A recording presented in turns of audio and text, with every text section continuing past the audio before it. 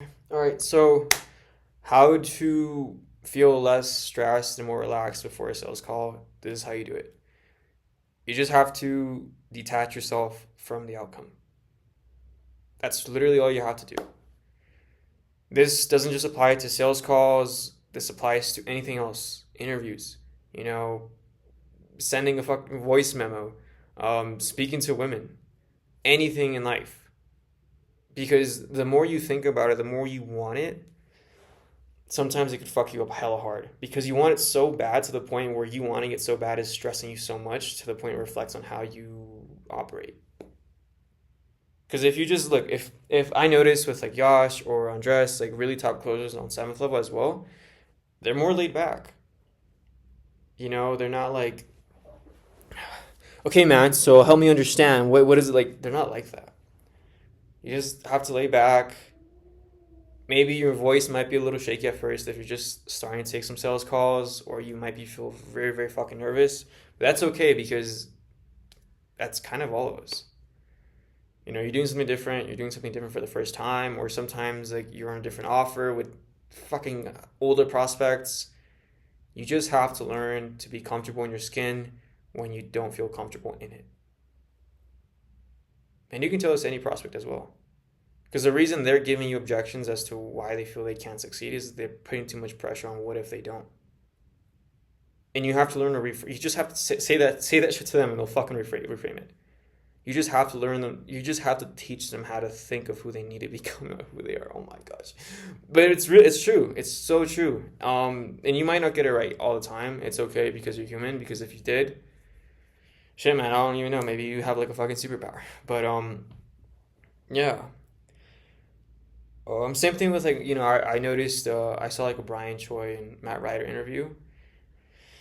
Brian Choi said that Matt Ryder's superpower was that he just did not give a fuck.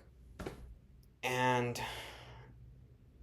if you notice with like Iron Man, Tony Stark, or with anyone that's accomplishing really great things, you notice that they don't really give too much shits about anyone else or what they think. Obviously, we all subconsciously care about what others think, but he's not like he doesn't think if they this and that, if this happens, oh my gosh, I'm gonna fucking lose my life. No, you cannot think that way because that way of thinking is just not gonna serve you. It never will, and it never has.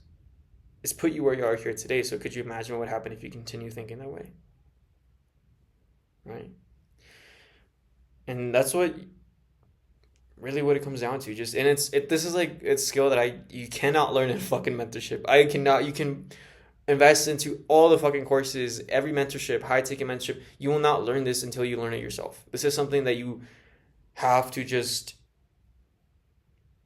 learn. Like I'm learning it as well right now. I don't have it mastered. I wish I did. If I did, I would have got my dream job at my dream sales company, but I didn't because I didn't learn it because I was so attached to the outcome. I was so attached to getting it. I wanted it so bad that I got told I wasn't gonna. I wasn't told that, but I wanted it so bad that it came across that I wanted it so bad. It's kind of like when you go for a girl and she knows you want her so fucking bad that it repulses her.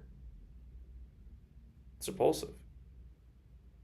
You have to come as you are. Wow, I'm literally nirvana. Okay, you have to come as you are, but you have to also believe that whether you die, you live, you lose, you win, memento mori.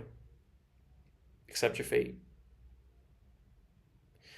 I'll tell you one thing I never told anyone else, and I don't even know if anyone that cares about me is watching, but when I was 20 years old, I would go in the shower and I would hit myself in the shower and I would do this and I do it so like I could get higher cheekbones. Don't ask why, but I would do it and I would also hold my breath.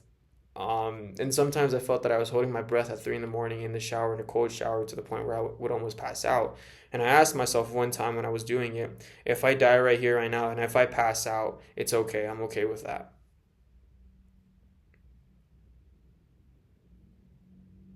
And I did it. I held my breath to the very maximum point that day or that night. And I never did it after that because I was like, I almost fucking passed out in the shower with the door locked in a cold shower at 9 p.m. So I'm not doing that shit ever again because I'm literally risking my fucking life at this point. Don't do that. Don't do that. But just be loose. Just accept things of how they are. You know, you can't control everything. You wanting to control every little piece of it sometimes is the one thing that's controlling you. And this applies, like, this is not some voodoo woo woo woo woo type shit. This is real life shit. Have you ever noticed that sometimes you get the best results, sometimes you speak the most fluently, sometimes you come across the most relaxed when you don't really care how you come across? Because when you go, let's say for example, like when you go to like a girl or a guy, whatever it may be, whoever it may be, and you really want them to like you, you're gonna do everything you can to make them like you. And because you're trying so hard to make them like you, it's coming across as you are trying so hard. And as opposed, and they could see that, they could, or they might not be able to see it, but they could possibly feel you doing things that you usually wouldn't do. Versus if you just come across as like, hey, you don't really give a shit, say what the fuck you want, be relaxed and not care, and just, I hate to say it, but actually be yourself and be nonchalant. Then you come across as someone that's more powerful because you come across someone that doesn't need their validation. And that's attractive. It's like, holy fuck, this person doesn't need me. Maybe I need them.